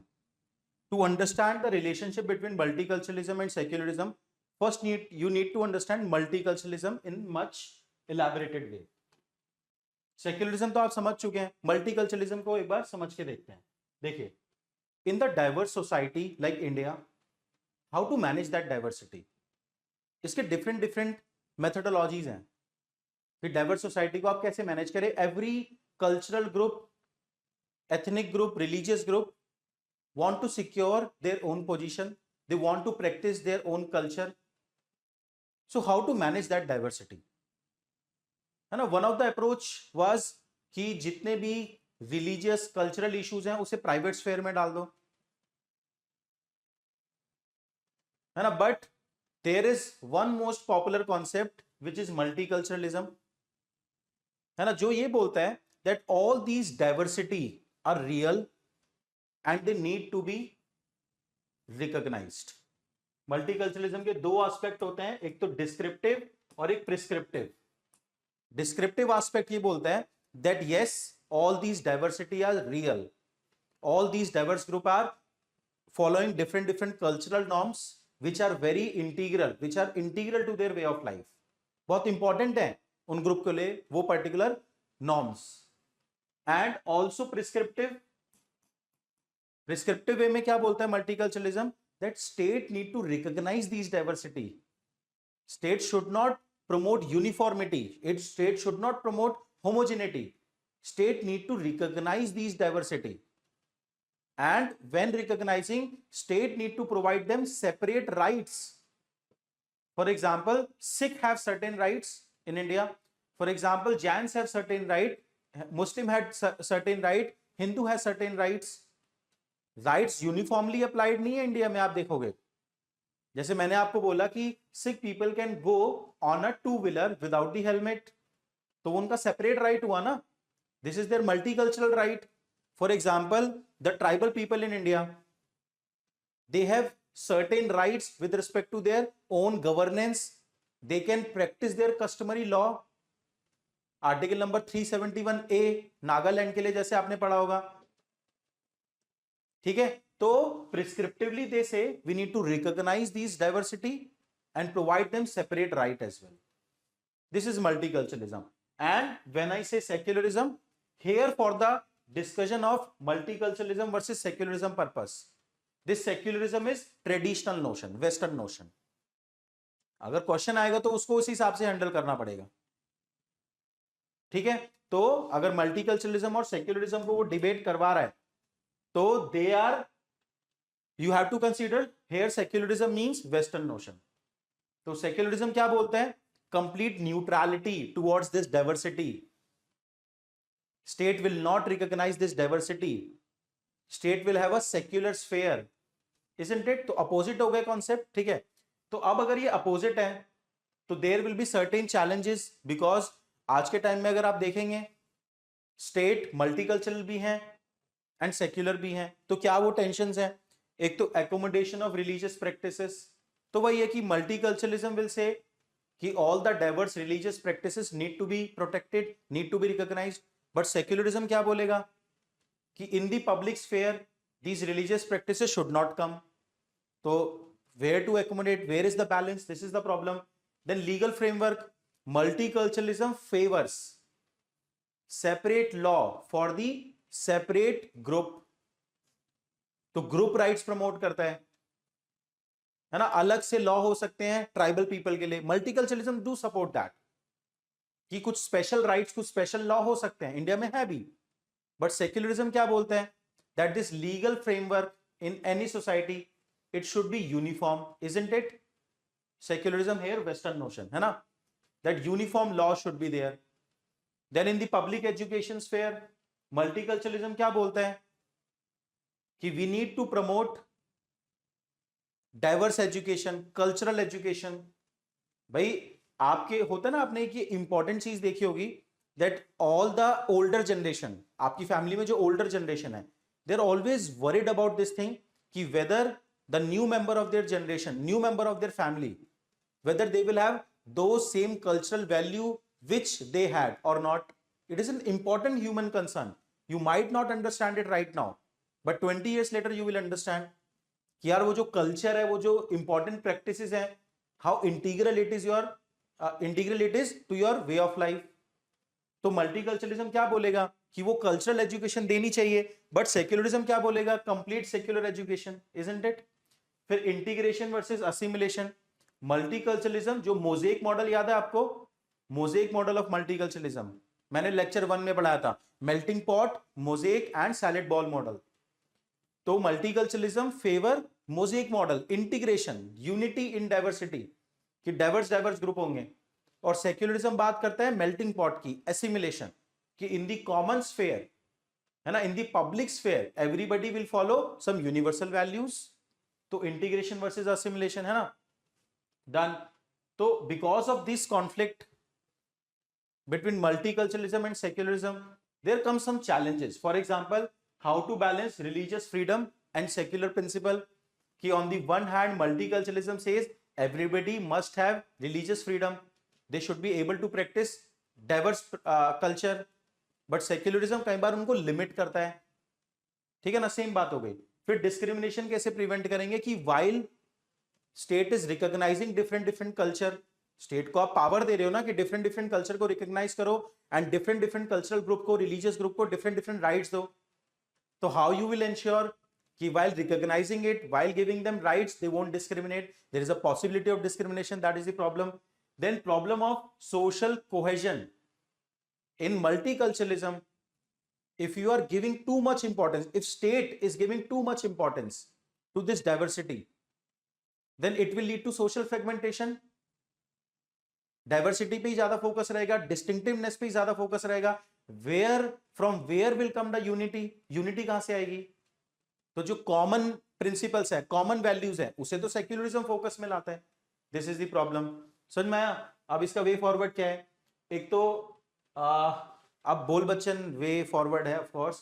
एक तो you need to have inclusive policy making, कि whenever you are recognizing the rights तो सबको इंक्लूड करो उसके अंदर, ऐसे नहीं कि एक पर्टिकुलर रिलीजियस ग्रुप को राइट्स दे दिए दूसरे को नहीं दिए, ठीक है। Second important part is education and awareness, that people need to be aware about the diversity. आपने देखा होगा ना कि educated person, more aware person understand this cultural diversity in much better way, in contrast to an orthodox uneducated or traditional person. In general I'm talking about, there will be exception always. So education and awareness is important. Then legal reform is important, है ना, कि while you are pushing for uniform laws, for example uniform civil code, there must be some level of diversity, balance होना चाहिए.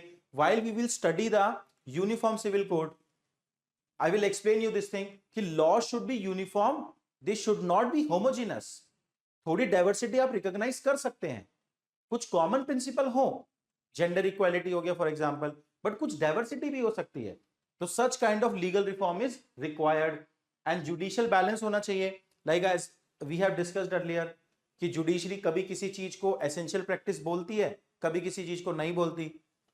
In one particular case of religion, they will recognize, they will not intervene. In other particular religion, they will intervene. So judicial balance should be there. And in the end, community engagement. क्योंकि matter तो society का है.